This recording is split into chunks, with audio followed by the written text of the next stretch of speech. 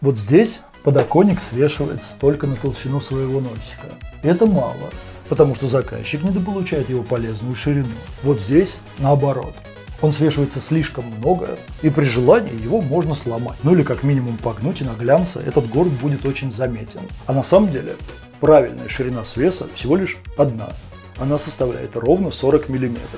При этой ширине функциональная ширина вот этой вот части будет максимальной, на нее можно будет поставить максимум из возможного, но в то же время, как на него не дави, ни один жердяй его не сломает. Именно поэтому мы в каждом проекте четко прописываем, сколько именно должен свешиваться подоконник, и даже прописываем, какие у него должны быть уши, то есть насколько подоконник должен заходить за откос. И поэтому любой ремонт нужно начинать с земс-проекта, чтобы избежать всех вот таких вот ошибок. Запомните, zems.pro, а вот так вот никогда не делайте. До свидания.